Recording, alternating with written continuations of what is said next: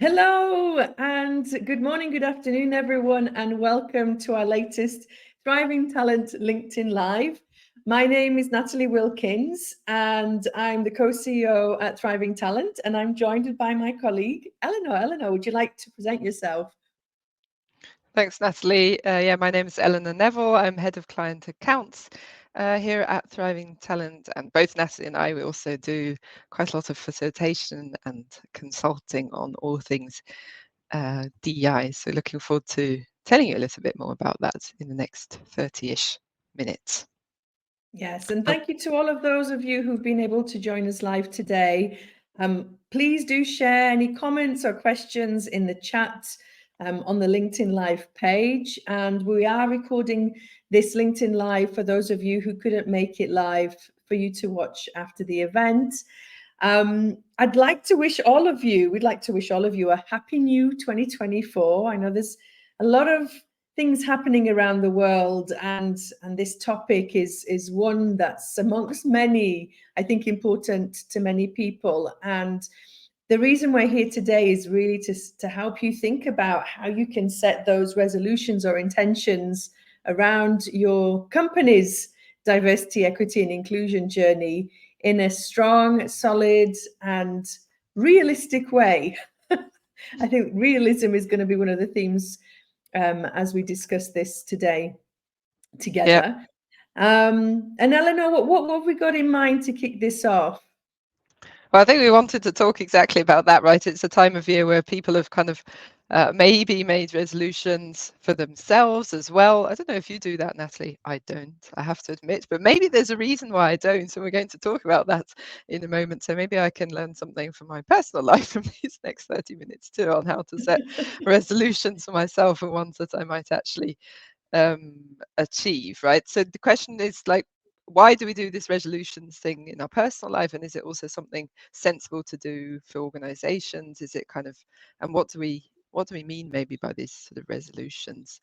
And I mean one of the reasons maybe why I also don't do resolutions is that thing of well, then you never actually achieve them, right? And then you just sort of end up doing the same resolutions again next year, so end of 2024, 2025, I've got the same things on my list of what I want to achieve for the next year. And I think that's sort of the challenge that we see. So we do, and that's why we're here today, right? We do strongly recommend that organizations set themselves, whether you want to call them resolutions. I think in the field of DEI, usually we talk about goals or KPIs or something along that line.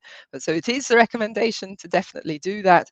And as probably in your personal life, to do it in a way that it's actually achievable and, like you were saying, realistic. So not a list of 10 huge things that are just you don't have the resources for, the time or whatever capacity, or the organization's maybe just not there yet to achieve those. So definitely a strong yes from my side too for setting goals for the year, also when you're working in DEI. But I think we can use some of the next moments together, Natalie, to talk about, how to do that so that, it doesn't happen like it happens to so many people in their private lives, that you get to the end of the year and then you haven't achieved them, and then kind of for the next year you set yourself the same goals. Yeah, So maybe we'll absolutely. get started with that, right? So if an organization says, yes, I do want to set resolutions or goals for this year, but I do actually want to achieve them as well, how to get started? What are the areas that an organization would base those resolutions or goals or KPIs on? Yeah. And I think to answer that one, Eleanor, I think it's going to depend on where the organization is on this DEI journey, because some of at the very beginning who haven't even started, others have started maybe 1 or 2 years into it, maybe not seeing the progress they really want or the impact they really want to have, and others are much more further down the line. And I think when it comes to an approach around anything, you want to have intentionality or goals around is first to have a structure to keep yourself accountable, and obviously making things measurable and having ways to measure impact is a great starting point, and being to explain why it's important, not just for yourself, but for others around you who are maybe not on board or convinced that it should be an intention or a resolution, being able to connect the red thread back to the company strategy, to its objectives, and how working on this helps the company to be able to achieve those. I think being clear about your why, whether it's for a personal resolution or a company resolution, is so important to keep you feeling motivated and getting people on board to support you with that, with the effort and the work it takes. And I think another structural element would be make it public, because there's one thing to have accountability to yourself, but I think it takes it to another level when you have that public accountability and visibility on this being important. And so finding ways to do that, whether it's just internally with all employees or making it really visible externally, either by having a pledge or joining other membership organizations connected to this topic, can be a really fabulous way to show that you're serious and very intentional about doing the work. But what areas, I think, will depend on where companies are on the journey and their maturity and what makes sense to them. For some, it Yeah. might be, let's just get the resources allocated to get this work started. For others, it might be, right, we've trained all the leaders on this topic. Now let's take this to the next level and see how we can build inclusion and equity into other operating model verticals, whether it's product design, whether it's marketing or consumer insights. There's lots of ways they could do this, right? Yeah. Yeah. And I think especially for those, like you were saying right at the beginning of their journey, a lot of the beginning might be about that why and creating a conversation about it and creating awareness. So it might be, it might be a lot of smaller events, or it might be about thinking about communication. How can you get the organization kind of involved in the conversation, so you're also hearing what the organization is maybe thinking, what's on people's minds, where do you think you're at, and then yes, maybe thinking about more structured ways of looking at that data. But I think there's no judgment initially if it's really about creating a bit of noise on the topic and having people talking about. I know because we have International Women's Day coming up, which is often a busy period for organizations, well, like us, but also working on DEI, right? Because a lot of organizations use it exactly for that, as one day where they say, okay, we can create awareness on why this is, why this is an important topic, why we're working on it, and invite people to kind of engage in that conversation as well. Absolutely. And it's like anything, when from a private individual level, say you've got a resolution or intention or a goal for the year ahead. For my example is, it's all about self-care. And how do I care for myself and my energy and my health so I can show up and bring my best to the work I do, the team I have, and the clients I serve. And you've got to break that down as to, well, what's going to possibly get in the way of that? Right? And being really clear about the obstacles or the things that you don't know that you should know about to be able to change that. And some of it is, well, what is it that's going to affect my mindset and my attitude and my motivation? Or what is it that maybe I'm lacking in skills or competencies to be able to do that? And the answers to overcoming those barriers or challenges are different things, right? Sometimes it's about hiring an expert to help you stay on track or teach you how to do something to get good at something. And other times it's about having more accountability and structures for people who care about this to come together and to figure those things out together. Yeah. So it works just the same way, doesn't it? It's no different, just at a larger scale. Yeah. And you start somewhere, and you also have to try some things, and maybe some things will be a bit more impactful than you hoped for, and maybe some things won't be quite as impactful as you'd hoped for, even though you thought about kind of the why and the reasoning behind it. You still maybe don't have, or you don't know exactly how people are going to respond to certain initiatives, or on a personal level, right, how your body is going to respond to certain initiatives, etc.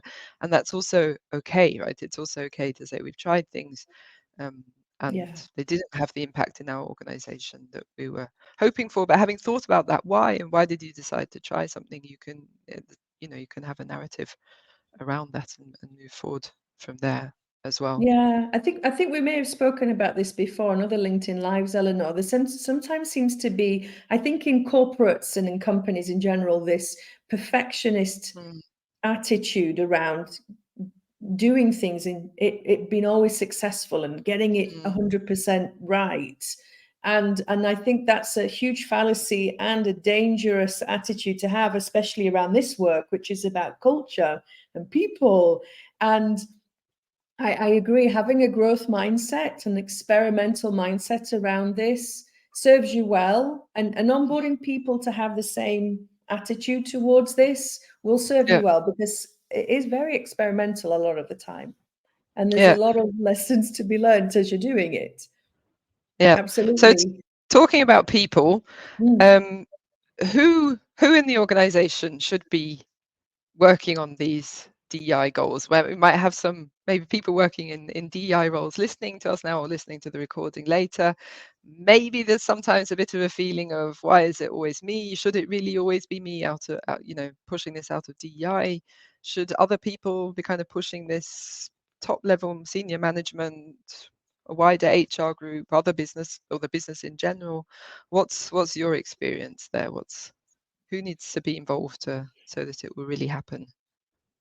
I think the CEO and the senior leadership team, if you have a clear mandate from a very senior part of the organization, even the board, it creates some impetus and momentum for it to become a priority in the organization. Obviously, you can't just rely on that because you have a huge organization. Middle management's probably your next target because they're the ones who typically have to take the mandates and implement them. And as we know, middle management are carrying so much on their shoulders in Hmm. terms of the operations, getting the work done, motivating, engaging the teams to get the work done. They would probably be the next group. So having some structures, as we've spoken about before, some governance structures to engage different stakeholders at different points for different things, and thinking through those elements, I think is important, Yeah. as much as possible, right? And of course, HR's got a huge role to play, especially at the beginning, because a lot of the things that you'll address are probably some systemic inequities within processes and policies. So they need to be on board, they need to be educated, they need the tools to be able to help make those changes happen.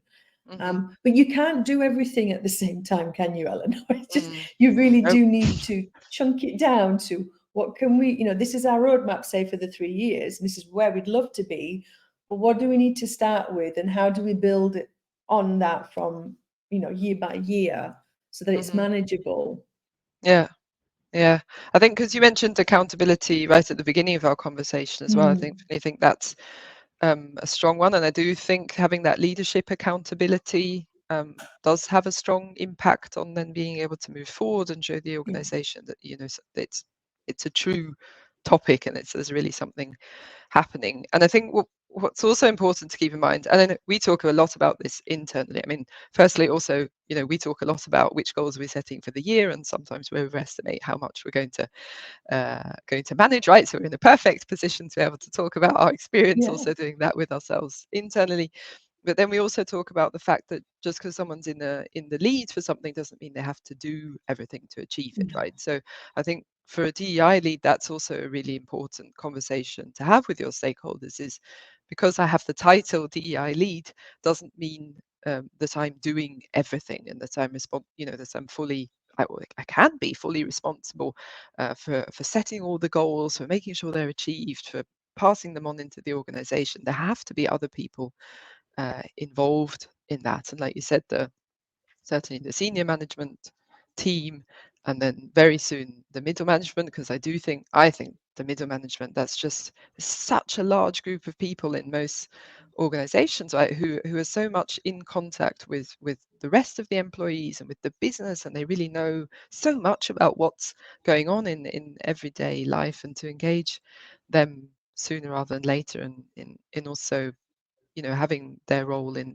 the goal setting if you can, but then certainly in, okay, how do we break these down into chunks, like you said, that can actually be realized within the organization. Absolutely. And again, those goals are going to depend on what you see as being the burning issues around this topic and why it connects to your business and the culture that you want to have. You know, one example is if you're a business who's maybe pretty gender balanced, but doesn't have a lot of balance further up the organization, it could just start with, well, let's have a conversation with men and women at those levels to understand what's stopping them from progressing, or what's making it easy.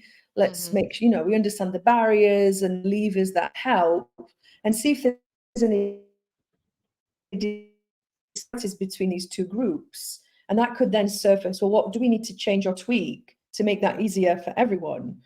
Or if you're an organization, for example, which really doesn't have a lot of gender balance due to the nature of the sector and the professions involved in the work, it could be, actually, let's look at, well, what does that representation look like at each site or for each level or by professional clusters? And let's actually get the data to say, well, what's the hiring ratio of this group versus that group for these different levels? And what's the promotion ratio, again, between these groups? And all those pieces of data can really help provide a picture as to where it's going well versus not well. And then you can get really specific and say, okay, well, where do we have an open list of vacancies? And how does that compare to those ratios or those numbers? And where can we pick some specific vacancies to be intentional about hiring more of one group over the other to make a difference in those overall numbers? And it's really practical at the same time. It doesn't have to be conceptual. It can be, let's start with recruitment and let's get intentional with recruitment. I think that's a good reminder. I always like that reminder, because right, as soon as we start talking about kind of data analysis and all of those kind of things, I think some organizations think, oh goodness, we're going to have to, you know, get all of our platforms ready and be able to do like fancy dashboards and things, which is amazing if you can do that. If you have the tools to do that, of course, that's great. And it doesn't have to be that way, right? I mean, you know, having simple kind of Excel-based tools like some of the ones we work with, is also a really good way of starting that off. And then if over time, you know, you decide that you want another way of working with the data, then having a nice dashboard and a nice platform to manage the data is great. But you don't need that from the first conversation, right? So finding really pragmatic ways of doing all of that. I think that's a lot of who we are about personally, right? If we had resolutions, they'd probably all be pragmatic, and we'd want pragmatic ways to achieve them. And I think that's how we also try and support our clients in finding these kind of is hands-on making and this pragmatic. affordable and pragmatic, because many companies, as you know, don't have the big budgets to bring in external help. So when they do, we try to make things really pragmatic and affordable. It doesn't tie them into long-term investments, because that's it's not going to help anyone make progress. And maybe we can touch on a couple of examples of clients who've made progress and impact last year. Yes, we should do that. I just wanted to say for those listening live that please do use the comment function if you have questions about what we're talking about, or if you'd like us to give you know, an example of an organization maybe at a specific point in their kind of journey, or whatever's kind of particularly interesting to you, then do put that in the comment function. We can come in, I think, slightly delayed, but we can see those comments and questions. I'm happy to give, you know, to talk about examples that really answer your questions as well. But yes, Natalie, let's talk about a couple of examples. What examples were on your mind? I think the examples come from, for example, a client that's in the STEM sector, science technology sector.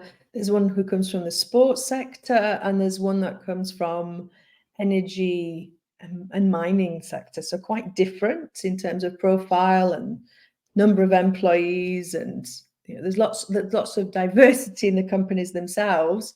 But I think what they've done to really achieve measurable impact and have been very intentional about it is, for example, the one in the STEM sector had a very structured approach to making sure that all the big departments that owned thousands of employees each had a consistent way to think about the goals that they wanted to set around gender and nationality in this example, and to have tools to help assess how well they're doing and develop ideas and actions that could help them be even better.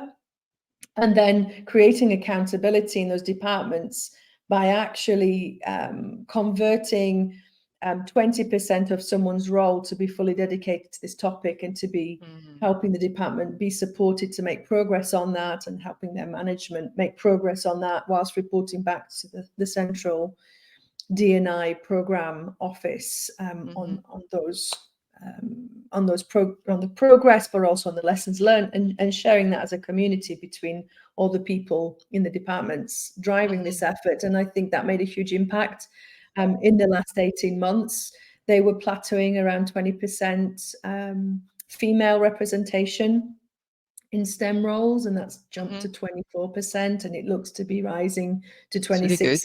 And that's just in a couple of years' time, and that's quite a big impact. And it just goes to show how, you know, providing the tools and having a consistent way and making sure, you know, people are properly resourced to do it has an impact. And that, from an organizational perspective, has a huge impact in terms of how they're perceived by their peers and in the international science community, but also the funding and the member countries who are funding the programs and the research there. It's fantastic news to show that they're leading and taking a leading effort around this work. And the sports sector organization also has been working hard to equip and educate people in the organization on this topic to be able to drive these conversations and trainings in their own departments, because the HR function has a limited number of resources and can't be everywhere. So again, doing train the trainers, and then making sure to follow up with those trainers that, you know, sessions are being organized in their teams or departments to get them to be having these conversations and learning the tools they need to make more equitable decisions and inclusive decisions in their teams, has had a big impact in terms of the way they approach recruitment, or the way that they approach team meetings or designing events. So again, it's about how do you scale this knowledge in a way so that more people are accountable and responsible, not just I like HR. that as a theme as well, right? That, because I think we all know that for this year, resources will be a challenge, especially financial resources, right? There are lots of organizations feeling the impact of, well, the world around them with recession and political things going on as well. And to be able to widen that conversation of resources a little bit also, well, away from money on the one hand, but also away from maybe the direct DEI team, and say, actually, we can think about within a wider organization who else can be involved and help us move that conversation forward. I think that's that's a really nice approach too, in two different ways, but in both of those examples. Absolutely, yeah. And maybe a last example to share links to, you know, how in an organization sometimes you've got to give the freedom to different parts of the business, especially geographically, to set actions and intentions, resolutions that make sense for them, that feed into maybe a corporate goal, but is sensitized to their local region. So one example, the energy and mining company I was thinking of is, you know, the things that, for example, their assets in South Africa are doing are probably very different to maybe their assets, their business units in Switzerland are doing. For example, in Switzerland, they chose to implement a working parent program because they wanted to make sure that the few women they did have were returning to work after maternity leave, and providing support for that, also support for childcare, which is in Switzerland a very expensive issue for young families, and you know, it's a financial burden for many families, and it can sometimes make or break whether someone returns to work or not. Whereas maybe the teams in South Africa at the operational mining level are looking at ways at how can we make things more inclusive on the floor with the blue collar workers who are, you know, doing the work in the mining, and how do we make sure that women are safe traveling back after a shift back to their homes? How And it's really, you know, getting curious and putting yourself in other people's shoes that might not be your identity, but have their own challenges and issues about being at Yeah. work or working in that environment, and making things easier to be able to be Yeah. attractive and retain those people in the workplace. Yeah.